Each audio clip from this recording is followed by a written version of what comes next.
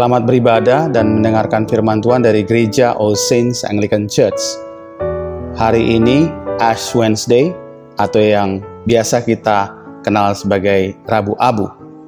Dan ini adalah satu perenungan yang begitu khusus untuk kita semua. Namun sebelumnya kita akan berdoa. Mari kita berdoa. Tuhan, pada saat ini kami berdoa supaya kami boleh mendengarkan firman-Mu. Dan hanya firman-Mu yang berbicara bagi kami untuk mempersiapkan hidup kami ya Tuhan semakin serupa dengan Engkau. Supaya kami tahu ya Tuhan kebiasaan-kebiasaan kami yang tidak baik di hadapan-Mu untuk diubahkan dan disucikan. Di dalam nama anak-Mu Yesus Kristus kami telah berdoa. Amin. Seorang komedian Jerry Lewis dalam sebuah wawancara dengan Geki mengakui bahwa aktingnya didorong oleh rasa haus yang tidak terpuaskan akan perhatian.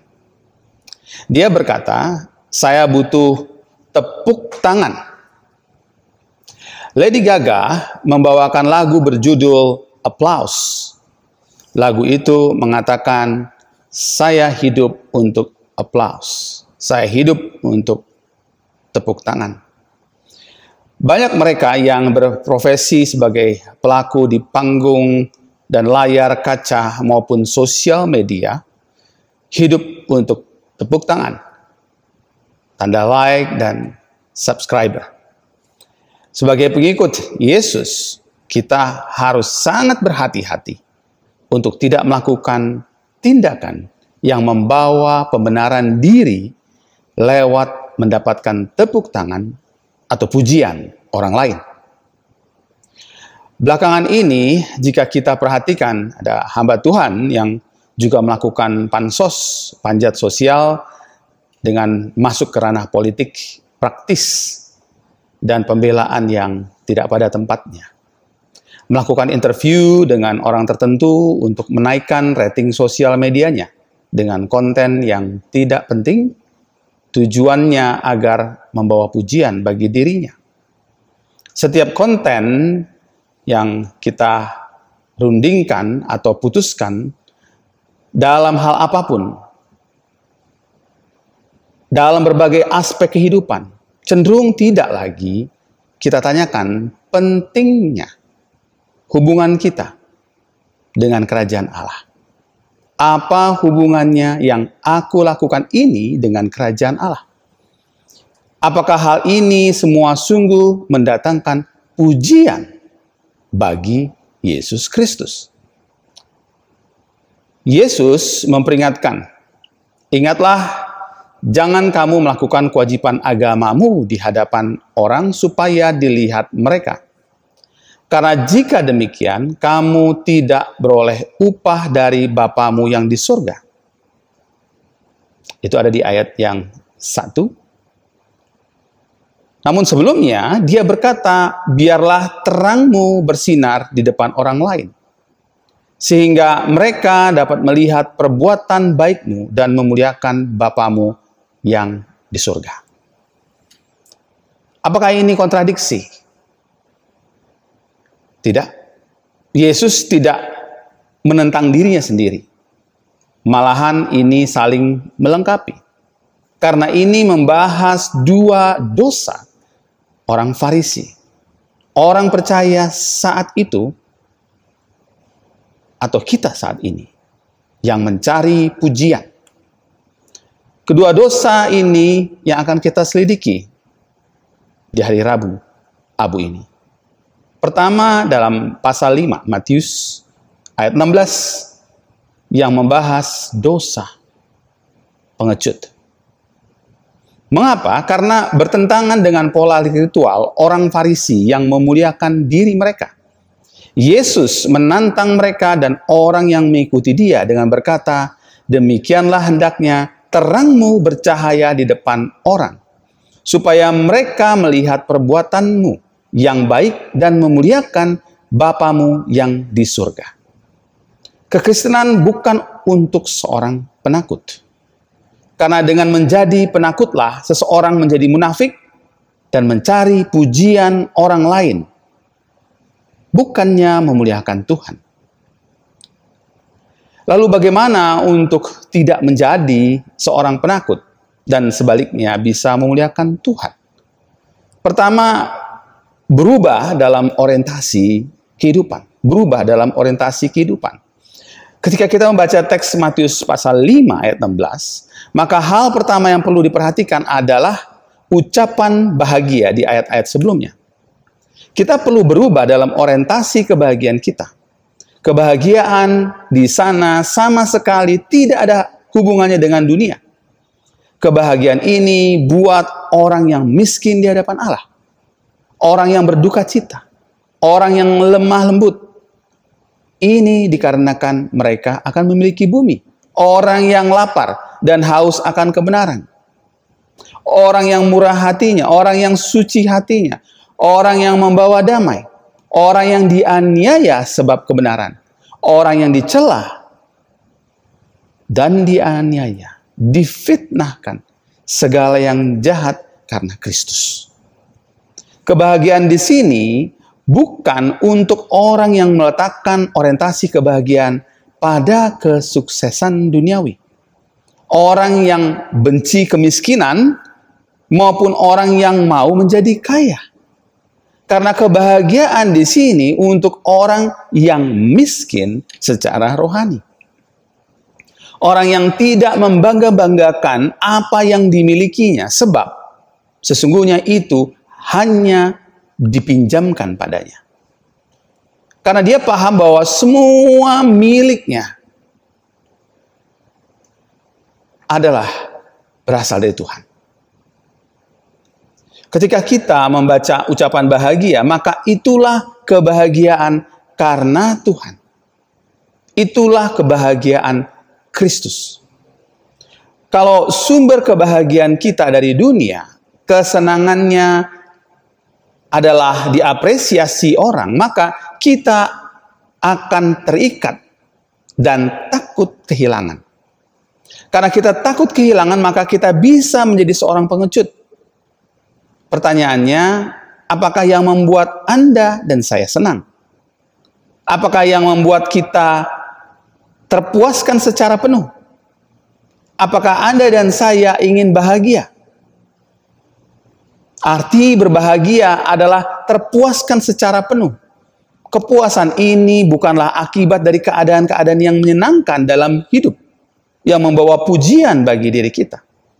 Hal ini hanya datang dari keadaan diam bersama dengan Kristus. Bukan menurut dunia atau menurut diri kita sendiri. Seperti Adam dan Hawa yang keinginannya terpancing oleh iblis, maka jangan kita ingin dipuaskan oleh dunia ini. Akibatnya kita menjadi takut. Dosa akan membuat kita menjadi seorang pengecut. Kebahagiaan kita perlu sungguh-sungguh diletakkan pada kehendak Tuhan bagi kita. Bukan pada kebahagiaan yang kita inginkan. Ucapan bahagia adalah berkat spiritual yang jauh melebihi berkat duniawi manapun. Efesus pasal 1 ayat 3 menyebutkan, terpujilah Allah Bapa Tuhan kita Yesus Kristus yang dalam Kristus telah mengaruniakan kepada kita segala berkat rohani di dalam surga. Tidak peduli apa yang kita terima atau tidak terima secara duniawi atau di dunia ini. Kita telah diberikan setiap berkat melalui karya lengkap Kristus yang ditunjukkan melalui kebenaran. Sumber segala sesuatu, hak istimewanya, kedudukannya, dan kuasanya. Berkat rohani dalam hidup kita ini kadang-kadang datang melalui suatu keadaan yang mungkin orang anggap itu sulit. Keadaan yang oleh banyak orang tidak dianggap sebagai berkat. Tuhan ingin kita mengubah orientasi kebahagiaan menurut dunia menjadi kebahagiaan dalam Tuhan di bawah kerajaannya. Demikianlah kita bisa mengatasi rasa takut tadi. Yang kedua adalah menjadi garam dan terang. Garam dan terang di sini menjelaskan situasi hidup yang tawar maupun hidup dalam kegelapan. Itu yang ingin dijelaskan. Adakah di antara kita yang hidup tawar dan setengah hati? Tawar hati karena kesulitan dan harapan yang tidak kunjung tercapai. Adanya permasalahan di tengah keluarga, juga tekanan pekerjaan, sampai situasi pandemik COVID-19 yang belum berakhir. Mereka yang setengah hati adalah mereka yang mau memiliki kebahagiaan di surga dan di dunia. Orang-orang seperti ini berpikir hidup bersama Yesus tidak mungkin menderita dan lebih menyukai hidup dalam mimpi penuh cerita, happily ever after, alias bahagia selama-lamanya. Nilai kebahagiaan diletakkan pada hal yang tampak atau terlihat dan bisa dirasakan oleh panca indera atau secara fisik. Bukannya kebahagiaan yang bisa dirasakan di tengah ketertekanan, penganiayaan, dan penderitaan. Akibatnya, dia pun akan menempuh cara apapun juga untuk mendapatkan kebahagiaan yang keliru, termasuk pujian itu. Kebahagiaan yang mereka maksud adalah kebahagiaan yang tidak harus kehilangan beberapa, banyak hal, dan semua hal termasuk nyawanya. Ada lagi mereka yang hidup dalam kegelapan. Mereka yang jelas menyadari kejahatan yang diperbuat dan masuk penjara. Atau mereka yang tidak menyadari juga, yang cenderung menutupi perbuatannya di luar dari hidupnya sebagai orang Kristen. Menyembunyikannya dari hidup ibadahnya di gereja. Di suatu waktu, seorang yang rajin untuk ikut PA menceritakan kepada saya tentang seorang wanita di dalam grupnya, kelompoknya yang begitu dermawan, merawat dan mempedulikannya. Ia juga menceritakan apa yang dilakukan kawannya itu atau temannya itu buat orang lain. Dan itu diketahui oleh dirinya. Lalu saya tanya kepada ibu itu, apa pekerjaan teman ibu?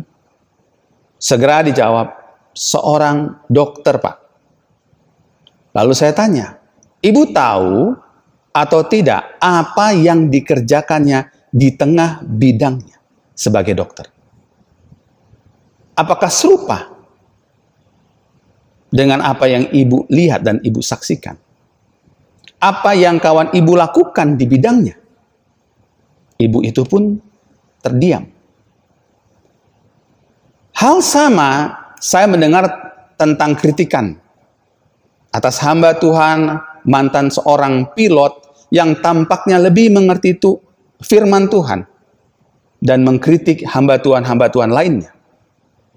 Tapi saya belum menemukan apa yang dilakukannya di tengah tugasnya sebagai pilot. Itu dalam membawa terang di tengah maskapai penerbangannya. Semasa ia bekerja dengan kalangan pilot dan para pramugari. Karena itu penting sekali kita baik sebagai rohaniawan ataupun aktivis gereja menjadi garam dan terang di luar maupun di dalam gereja. Karena kita tidak sedang mengambil sisi resiko dan bukan fokus pada pujian manusia. Sikap pengecut itu cenderung menghindari berhadap-hadapan dan menolak turut memikul suatu tanggung jawab bersama. Menjadi garam dan terang itu menyingkapkan apa yang tidak sesuai dengan firman Tuhan dimanapun kita berada. Di gereja, di pekerjaan kita, di pelayanan kita, di lingkungan kita, di sekolah kita, dimanapun juga. Lewat perbuatan kita menjelaskan apakah kita adalah orang percaya yang menjadi garam dan terang. Dan itu berarti tindakan yang tidak pilih-pilih tempat di mana kita mau melakukannya. di mana kita mau melakukan firman Tuhan. Efesus pasal 5 ayat 13 menyatakan, tetapi segala sesuatu yang sudah ditelanjangi oleh terang itu menjadi nampak. Sebab semua yang nampak adalah terang. Karena segala perkara yang disalahkan itu dinyatakan oleh terang.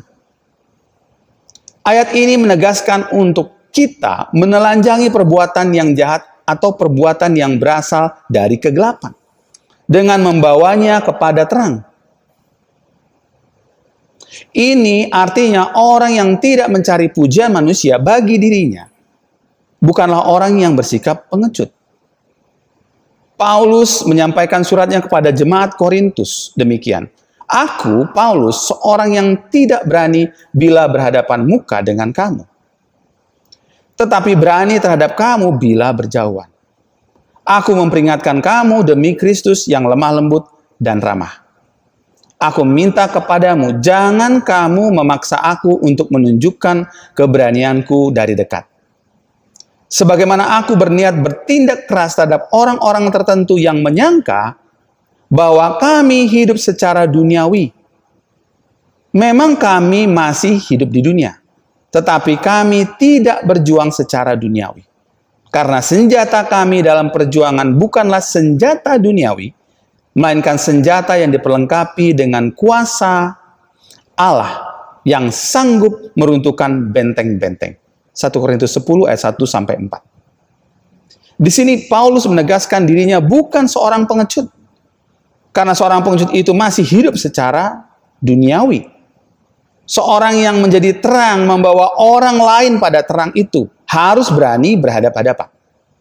Karena jika tidak demikian, maka orang atau jemaat yang dihadapinya itu tidak pernah tahu bahwa mereka dalam kegelapan, bahwa mereka dalam keduniawian, bahwa mereka tidak hidup sebagai terang bagi banyak orang di sekitarnya. Hanya di dalam gereja, tetapi tidak di luar. Kedua, dalam Matius pasal 6 ayat 1, Yesus membahas dosa, kesombongan. Ada kalimat yang bijaksana berbunyi demikian. Tampil saat tergoda untuk tersembunyi, dan bersembunyi saat tergoda untuk tampil. Yesus tidak hanya ingin kita melakukan hal yang benar, Dia juga ingin kita melakukan hal yang benar untuk alasan yang benar. Ketika kita tampil dan melakukan sesuatu yang membuat kita beroleh pujian, maka kita perlu bertanya, apakah alasan kita melakukannya? Dalam bacaan kita ditanyakan soal apa alasan kita sesungguhnya dalam memberi, berdoa, dan berpuasa. Itu yang ada di dalam Matius bacaan kita. Yesus mengajarkan bahwa motivasi berbuat itu diperhatikannya. Mungkin saja kita telah melakukan hal baik untuk alasan yang salah. Yesus menguraikan prinsip dalam pasal 6 ayat 1a. Ingatlah, janganlah kamu melakukan kewajiban agamamu di hadapan orang supaya dilihat mereka. Yesus pertama-tama menerapkan prinsip memberi kepada mereka yang membutuhkan. Tentu saja berbagi itu bagus. Melakukannya untuk pamer, bagaimanapun juga caranya, tidak membuat Tuhan terkesan. Coba kita lihat bagaimana seseorang saat ini berbagi.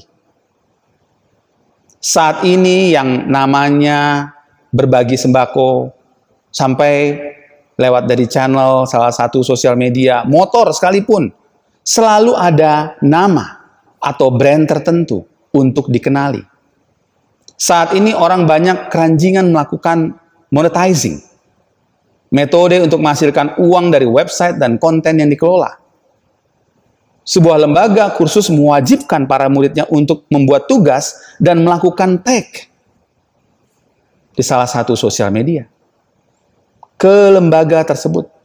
Seorang guru di sekolah membuat konten di salah satu media sosial bagi media pembelajaran, lalu meminta para muridnya untuk like dan subscribe dan memberi komentar. Efeknya dari semua ini bukan saja membuat seseorang yang melakukannya mendapatkan uang, namun setidaknya nama atau pujian atas apa yang dilakukannya. Bahkan dia meminta orang untuk like atau memuji dirinya. Kelihatannya seseorang memberikan tayangan atau konten yang berguna, namun sasarannya adalah mendapatkan pujian, jika memungkinkan juga memperoleh uang. Hal yang sama berlaku untuk berdoa. Tuhan ingin kita berdoa, tetapi Dia ingin kita mengingat alasan ketika kita melakukannya. Ini bukan hanya masalah lamanya berdoa. Saya tahu bahwa pengkhotbah dan pemimpin yang memimpin doa umum harus menghadapi hal ini. Kita bisa tergoda untuk menggunakan kata-kata yang besar atau frasa yang bombastis agar kita terdengar religius. Dalam doa, tanpa sadar kita terpancing untuk menyampaikan sesuatu agar orang memuji kita atas pokok doa, informasi yang kita dapatkan atau berikan. Kita bisa menyampaikan kepada orang lain bahwa kita mendoakannya, yang tanpa sadar di dalamnya kita ingin dipuji mereka yang didoakan. Kita ingin dipuji oleh mereka yang kita doakan. Apalagi bila nantinya terjadi kesembuhan, ada jawaban doa. Alasan doa-doa kita yang membawa pujian dan kesombongan itu berpusat pada diri kita sendiri. Kita bisa berdoa terus-menerus bagi pasien COVID-19 di rumah sakit untuk sembuh. Tapi kita tidak menyadari pada saat yang sama ada dokter yang terpapar COVID dan harus meregang nyawa di rumah sakit yang sama. Kita menjadi pendoa-pendoa di telinga orang yang ingin masalahnya selesai. Ada kesembuhan dan mukjizat, berhasil dalam ujian dan proyeknya dan sebagainya. Tanpa kita menanyakan apa kehendak Tuhan bagi kita dan orang yang kita doakan itu. Tanpa membawa orang untuk berubah ataupun semakin bergantung padanya. Sesungguhnya kita sedang membangun semuanya itu untuk diri kita sendiri. Karena itu yang kita inginkan juga. Dan tidak menyadari bahwa di sanalah telah ada dan kita sedang membangunnya kesombongan. Hal yang ketiga mungkin tampak kurang familiar bagi kita karena kita tidak selalu mungkin melakukannya, yaitu puasa. Tapi kita melakukannya mungkin saat-saat setahun sekali, terutama dalam minggu-minggu prapaskah. Namun pertanyaannya, apa yang membuat kita berpuasa? Kalau kita mau jujur, puasa sering diartikan sebagai cara terakhir dan mutakhir untuk kita menunjukkan kesungguhan saat kita meminta sesuatu pada Tuhan. Puasa menjadi langkah kesombongan manusia yang mendesak Tuhan untuk mengabulkan doa untuk kepentingan dirinya sendiri. Kita perlu ingat apa yang dinyatakan Tuhan Yesus tentang orang Farisi yang melakukan kewajiban agamanya untuk mendapatkan pujian dari orang lain.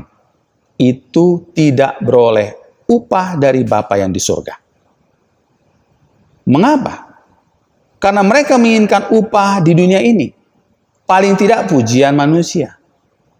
Khotbah plus pamer talenta plus pamer karunia plus pamer berkat plus pamer ikut kegiatan gereja ini dan itu bukanlah suatu perbuatan sangkal diri. Sebab dapat pujian dan bisa juga dapat uang untuk diri kita sendiri. Proyek setelah itu. Ya, kita yang berdoa dan berpuasa untuk kepentingan diri bisa menghindari membaca Alkitab setiap hari secara runtut, di mana orang tidak mengetahui, di mana orang tidak mengenali, di mana orang sulit mempunyai waktu untuk melakukannya. lalu mempraktekkan firman itu. Dan bukan saja direnungkan. Itu terjadi karena tiap tindakan sangkal diri sangat bertentangan dengan kesombongan yang harus dikikis setiap hari. Ada sebuah cerita tentang sebuah perampokan di sebuah bank di Dallas. Tidak diketahui mengapa salah satu perampok tidak memakai topeng. Karena itu pula dalam 10 atau 15 menit keduanya tertangkap. Lalu salah satu dari kedua perampok, yaitu yang tidak memakai topeng itu, berdiri di hadapan hakim dan berkata, "Yang mulia, saya akui saya merampok bank. Saya akui bahwa saya melakukannya. Tapi setidaknya saya masuk ke sana tanpa memakai topeng. Saya bukan seorang munafik. Semua orang melihat siapa saya." Akhir cerita, pembelaan dirinya sebagai orang yang tidak munafik itu tidak berhasil membujuk hakim di Dallas untuk tidak menjatuhkan hukuman padanya. Cerita tentang perampok itu mengingatkan kita di hari Rabu ini bahwa kita sering tidak menyadari betapa buruknya kebiasaan kita yang ingin mendapatkan pujian, pengakuan, dan penerimaan dari hal yang kecil tetapi kita anggap sesuatu yang besar. Sesuatu yang besar untuk kita lakukan untuk Tuhan, untuk menyatakan kerajaannya, itu justru tidak kita lakukan. Karena kita ingin mendapatkan pujian, kita ingin mendapatkan pengakuan dan penerimaan. Kita masih ingin bekerja. Kita tidak ingin di-PHK. Sehingga tatkala kita melakukan yang rohani sekalipun, dan sekalipun kita Kristen, pada saat yang sama, kita melakukan yang tidak sungguh memuliakan Dia. Hari ini kita datang pada Tuhan dengan terbuka, melihat kembali segala bentuk perbuatan, pekerjaan, dan pelayanan yang telah kita lakukan. Apa alasan sebenarnya? Apakah karena kita takut kehilangan sesuatu? Kita menjadi pengecut. Atau juga ingin memperoleh pujian dari orang lain yang membangun kesombongan kita. Sehingga ketika kita tidak dihargai, kita mundur. Kita tidak mau terlibat. Kita jadi aras-arasan, kita jadi emosi, kita menjadi bawa perasaan. Termasuk di dalamnya. Jika kita masih hidup berpusat pada diri kita sendiri dan tidak mau menyangkal diri. Di hari Rabu Abu ini, kiranya menjadi langkah pertama untuk kita memasuki masa pra-Paskah. Untuk menyelidiki lebih jauh bagaimana praktek keagamaan kita kepadanya secara menyeluruh. Melalui hidup, pekerjaan, gereja, lingkungan, masyarakat. Agar kita tidak hidup dalam dosa pengecut yang membuat kita tidak menjadi saksi dan dosa kesombongan yang dibalut atau dibungkus dalam hidup yang berpusat pada diri sendiri, keuntungan dan pujian manusia. Kiranya Tuhan menolong kita. Mari kita berdoa. Tuhan, pada saat ini kami mengucap syukur untuk firman-Mu di pagi hari ini. Tuhan, inilah kami. Ketika Engkau ya Tuhan menyampaikan khotbah-Mu. Dan khotbah-Mu adalah khotbah di bukit untuk mengingatkan kami juga. Bukan saja orang-orang Farisi. Tuhan, kami mau membuka diri, hidup kami di hadapan-Mu. Di hari Rabu ini, di hari Rabu Abu ini, dan sepanjangnya Tuhan Prapaskah untuk kami betul-betul terbuka, melihat kebiasaan-kebiasaan kami. Ketika kami up and down, naik dan turun, hanya kami ingin diterima. Hanya kami ingin dipuji. Tuhan, karena itu kami juga melakukan hal-hal yang tidak baik. Karena itu juga kami tidak menjadi garam dan terang. Ampunilah kami Tuhan. Ampunilah kami ya Tuhan, sucikan kami. Kami mau diperbarui. Seiring dengan perjalanan ya Tuhan penderitaan dan kematian-Mu di kayu salib bagi kami. Ini kami Tuhan. Berbicara kepada kami terus-menerus, ingatkan kami, tegur kami melalui Roh Kudus-Mu dan firman-Mu. Di dalam nama anak-Mu Yesus Kristus kami telah berdoa. Amin.